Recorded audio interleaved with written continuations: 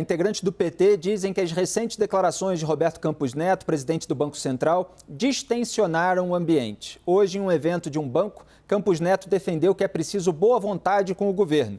Os detalhes com a repórter Tainá Farfan, que durante essa terça-feira conversou com parlamentares e integrantes do partido e traz a apuração ao vivo aqui no Arena. Boa noite.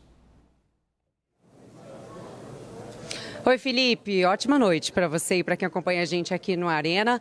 Com as últimas sinalizações positivas e públicas do presidente do Banco Central em dialogar com os parlamentares e também de se aproximar com o governo federal, a avaliação de líderes aliados a Lula é que o clima distensionou um pouco e que foi aberto um caminho para uma negociação direta com Campos Neto. Hoje teve uma reunião de líderes na residência oficial do presidente da Câmara dos Deputados, Arthur Lira, em que estava na pauta uma possível oitiva de Campos Neto aqui no Congresso Nacional, em especial na Câmara dos Deputados. E de acordo com líderes que participaram desse encontro com quem eu conversei, há um entendimento de que essa vinda dele até o Congresso Nacional deve ser por meio de um convite e não por uma convocação que tem um caráter mais impositivo. Apesar de que ontem o Diretório Nacional do Partido dos Trabalhadores aprovou uma resolução defendendo que a vinda de Campos Neto à Câmara dos Deputados, ao Congresso Nacional, seja por meio de uma convocação, isso na esteira das últimas manifestações de Luiz Inácio Lula da Silva em relação aos juros, à política monetária e também em relação à independência do Banco Central. Zeca Disseu, líder do PT, disse que espera que Campos Neto venha até o Congresso Nacional de forma voluntária. Então, esse é um movimento para a gente acompanhar nos próximos dias. Se o clima continuar da forma que está, ele deverá vir por meio de um convite, não por meio de uma convocação. O local, se será no plenário da Casa ou em uma comissão, e a data, isso vai ser uma decisão para depois do Carnaval. Volto com você no estúdio.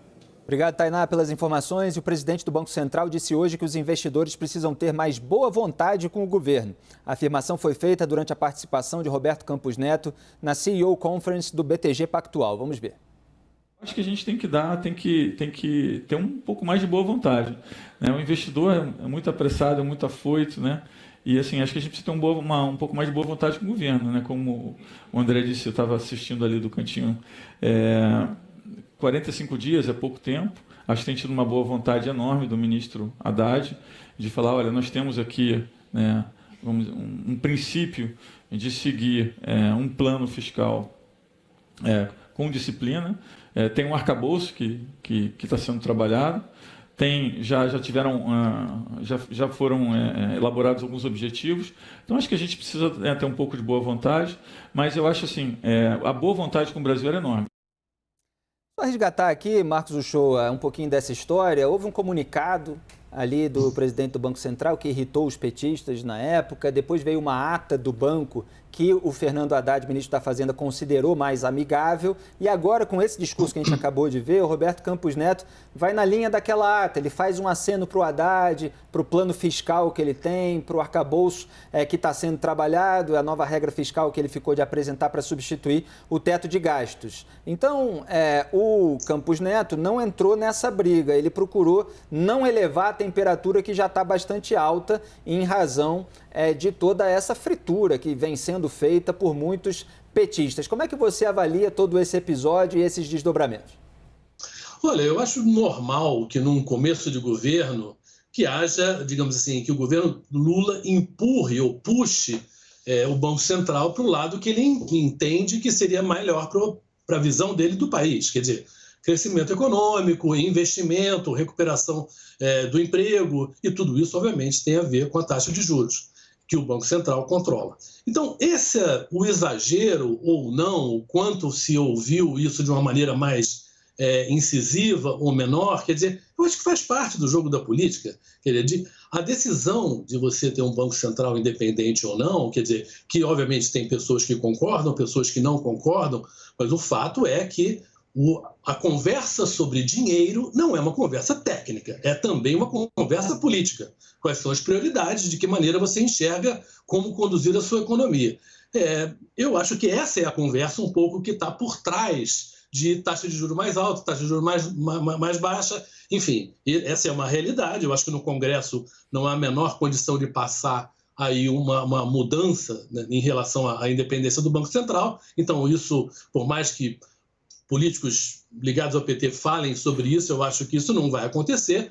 Então, o que está se conversando é, vamos tentar, e agora quinta-feira tem uma reunião, né, do Campos Neto com o Haddad, com a Simone Tebet também, se há uma certa maneira de tentar chegar mais perto um do outro. Na taxa de juros ou a questão da meta de inflação também, enfim, ver se a coisa se aproxima um pouco mais. Eu acho que foi positivo da parte do Campos Neto tentar botar um pouco de água na fervura, até porque ele estava sendo, de certa maneira, mais vítima dos ataques, né? Então era meio mais normal que ele... Não, vamos parar um pouquinho com isso, acho que não é do interesse de ninguém.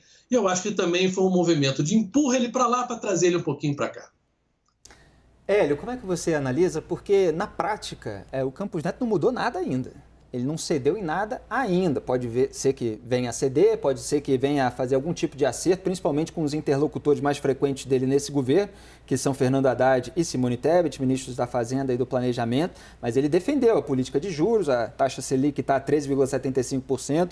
Aliás, deixou claro que os juros subiram ao longo do governo Bolsonaro, inclusive chegou a esse patamar, mas subiram também no ano eleitoral. Então, assim, não foi uma política voltada para prejudicar o governo Lula, subindo acima daquele patamar que já esteve no governo Bolsonaro.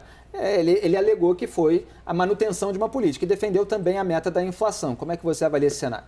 Pois é, Felipe, eu acho que ele não cedeu em nada e já disse que não vai ceder em nada, que é uma boa notícia para a independência do Banco Central.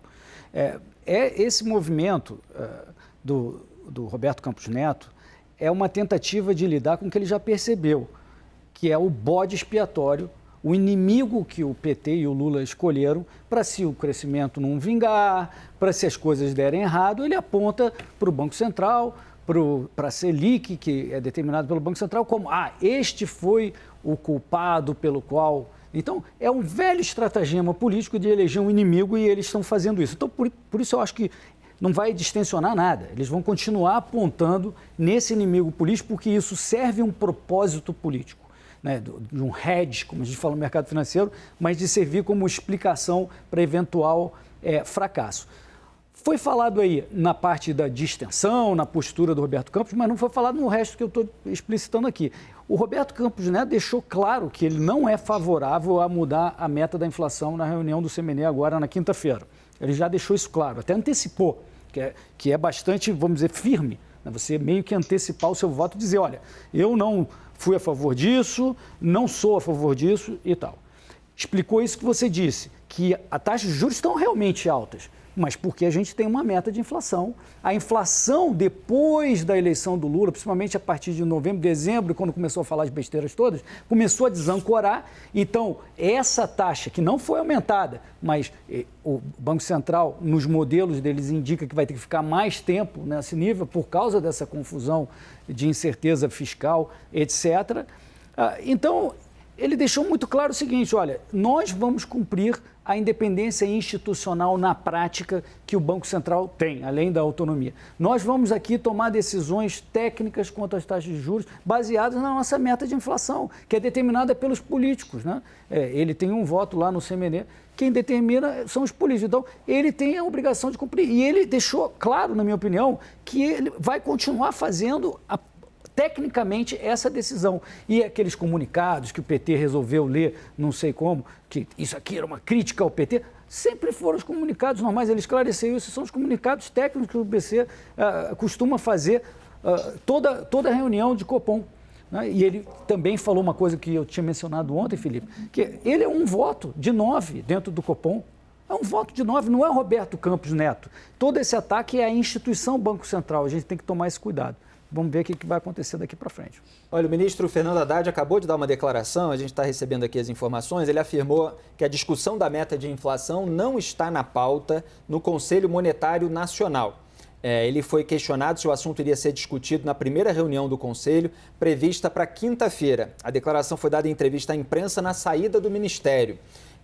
Haddad disse que é preciso harmonizar as políticas monetária e fiscal. O ministro ainda falou que durante a entrevista ontem no programa Roda Viva da TV Cultura, Roberto Campos Neto, presidente do BC, reconheceu que a Fazenda tem tomado medidas corretas. Aliás, ele repetiu isso hoje no evento, como a gente acabou de mostrar. Haddad ainda afirmou que os resultados do governo virão e que assim vai ajudar a convencer a autoridade monetária em relação à taxa de juros. Ou seja, o Haddad está dizendo que está tomando ali medidas corretas, que isso está sendo reconhecido pelo Campos Neto e, conforme o tempo for passando, a tendência é que a taxa de juros acabe baixando. Eu quero a sua avaliação, Raquel Landim, e me ocorreu aqui, enquanto o Hélio estava falando, o seguinte, o Campos Neto, ele desarma uma bomba no sentido de que existe essa tentativa do PT de já encontrar um culpado preventivamente para um eventual agravamento da crise econômica. Quando ele se dispõe a conversar com o governo, a dizer que ele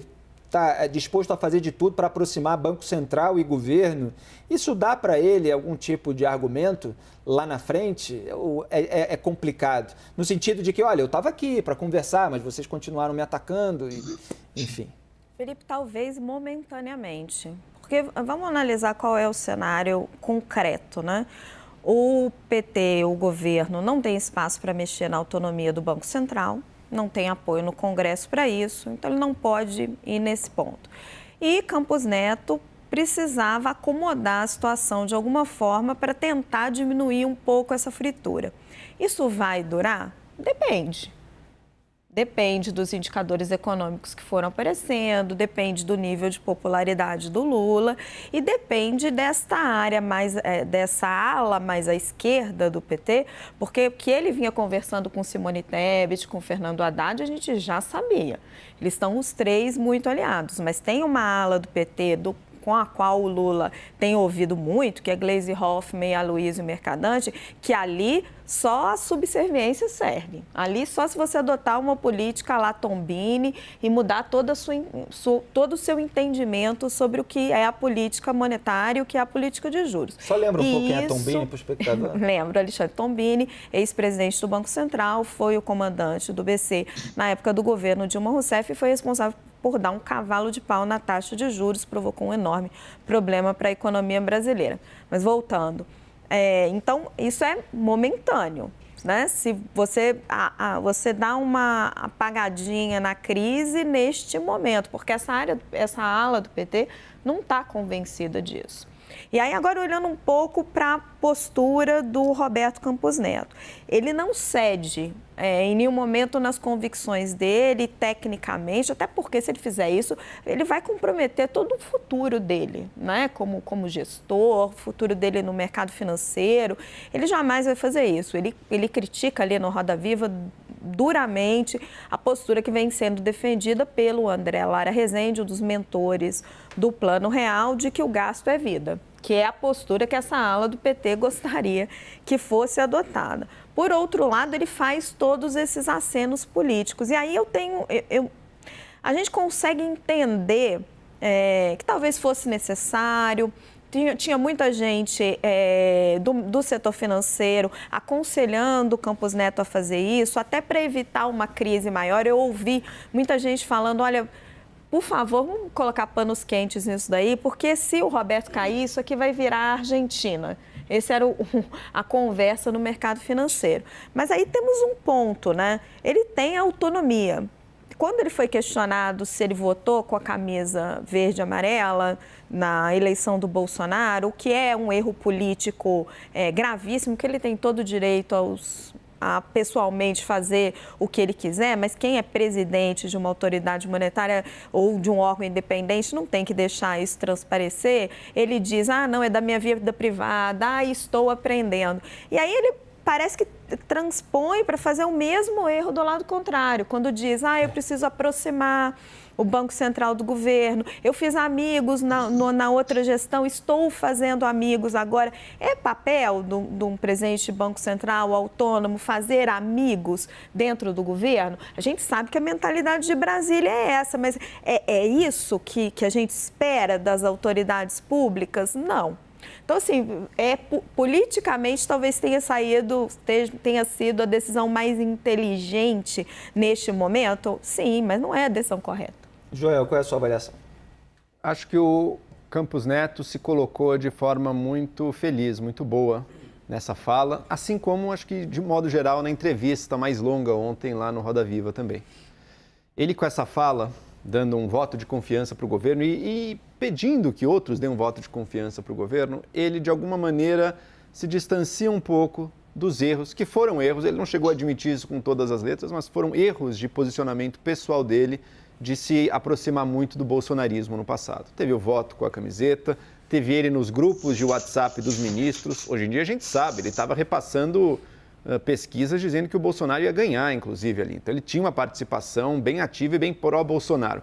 Ele disse que não, diferenciava minha vida pessoal da vida profissional. Ok, uma diferença formal, mas na prática, quando tanto da sua vida profissional depende de você transmitir uma certa imagem para a população, foram erros, portanto, de conduta, que ele agora busca desfazer um pouco, dando um voto de confiança para o governo. E veja só, no primeiro caso, o caso que ele errou ao se colar no bolsonarismo, foi um erro, digamos assim, de conduta pessoal dele, que não interferiu nas decisões de política monetária. Ele, nas decisões de política monetária ao longo do governo Bolsonaro, pode-se discordar dele, ele talvez tenha baixado muito os juros ali no momento da pandemia, mas quando teve que subir os juros, subiu em ano eleitoral, se eu não me engano, a maior subida de juros que a gente já viu. E foi exatamente isso que ele argumentou em ano ontem, eleitoral, né, para contrapor as críticas pela conduta individual. Ou seja, por mais que a gente critique ele com razão por ter se deixado colar a imagem dele ao bolsonarismo, na hora de fazer a conduta profissional dele, as decisões profissionais, não teve nada de bolsonarismo ali. Assim como agora, também não tem nada de antipetismo ou de bolsonarismo ou de tentar sabotar o governo Lula.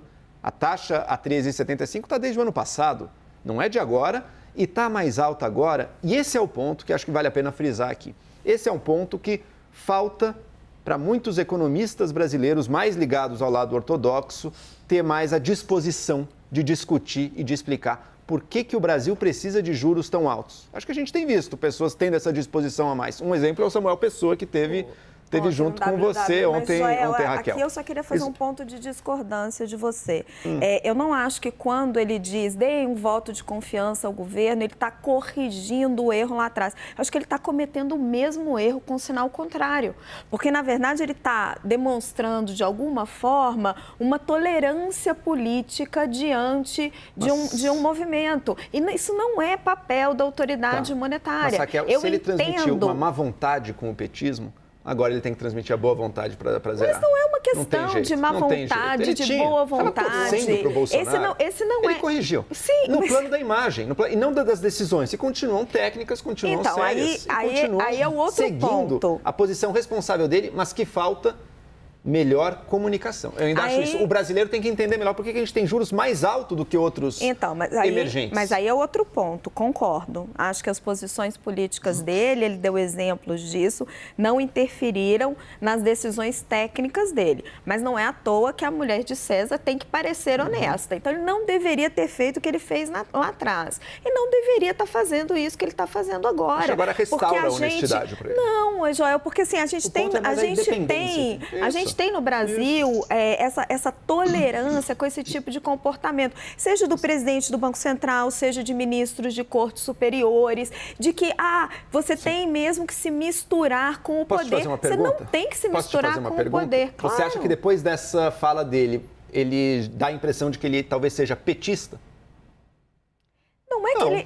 Mas não então é ele isso. restaurou uma certa imagem de mais imparcialidade e capacidade de se distanciar. Mas não é isso que eu estou questionando. Não, deixa eu só terminar, Felipe. Não é isso que eu estou questionando. Se ele passou uma impressão de petista. O que eu estou questionando é, quando ele diz fiz amigos no governo anterior e fiz amigos neste governo, ele está mostrando de novo uma disposição de entrar na política, nessa promiscuidade política. E é isso que eu questiono. Acho que não cabe a esses órgãos técnicos fazer isso. Então, vamos ouvir aqui a leitura do Hélio, só pontuando aqui que o Joel, conheço as opiniões dele, não está defendendo também a promiscuidade geral da República, né? Mas ele está apontando, na visão dele, claro, uma necessidade de restauração dessa imagem que foi ali maculada por esses gestos de aproximação com o bolsonarismo.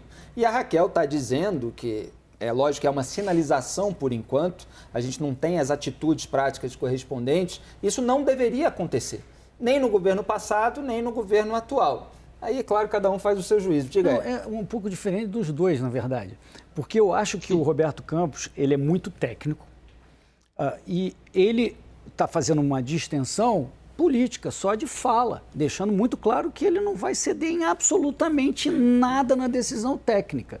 E por que essa fala eu não leio como nenhuma coisa nem como outra? Porque eu acho que essa fala é do interesse dele. Ele também, nem o Banco Central, nem ninguém no Brasil quer uma taxa de juros, uma Selic tão alta. Ele falou isso, inclusive. Então ele está falando, deem um crédito aí, pelo amor de Deus, ao que estão fazendo, como quem diz, mercado, pega leve para a gente diminuir logo essa Selic, ajude o Banco Central também, eu vou fazer só técnico, mas se o mercado puder prestar atenção em eventual coisas boas que estão acontecendo, etc., bacana para ele.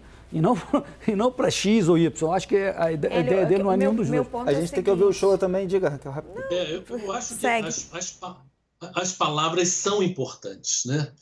A gente vive num país que culturalmente a noção de simpatia, de se dar bem, de ser legal, faz parte da nossa cultura.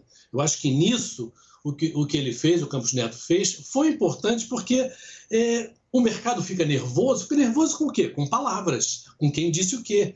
Nesse momento ele bota uma água na fervura que sinaliza para o mercado e para investidores estrangeiros, olha, esse bate-boca aqui, isso aqui não é tão grande não é tão importante. E eu acho que foi positivo. As palavras dele não são simplesmente a favor de um governo, são a favor de um momento novo do Brasil, que está entrando uma nova administração. Então, ele acalmar um pouco as coisas é do interesse dele, como o Hélio falou, mas eu acho que é do interesse da sociedade de uma maneira geral. É só pontuando que, sem dúvida, o efeito está sendo positivo até a página 2, né? A gente precisa ver o que vai acontecer, se essa ala do PT vai realmente se contentar com isso. O meu ponto ele é mais de fundo.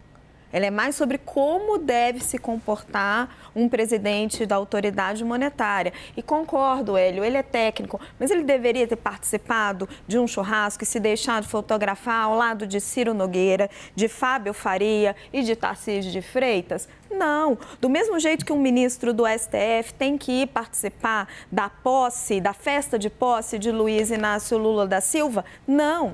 O meu ponto é de fundo. E aí, o ponto de fundo é, no momento em que ele não pede desculpas por isso, por ter votado com a camisa do Brasil e ter dado uma sinalização de que é bolsonarista, e diz que está fazendo amigos também neste governo, me parece o mesmo comportamento.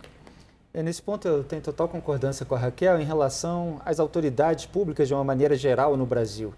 Muitas vezes, sob pretexto do diálogo institucional, o que a gente vê é a promiscuidade política entre poderes que deveriam ser independentes, entre órgãos que deveriam atuar com autonomia, e toda essa conversa de bastidor, tudo soa a articulação política, o que sempre nos remete, eu já falei muitas vezes nesse programa, a conchavo.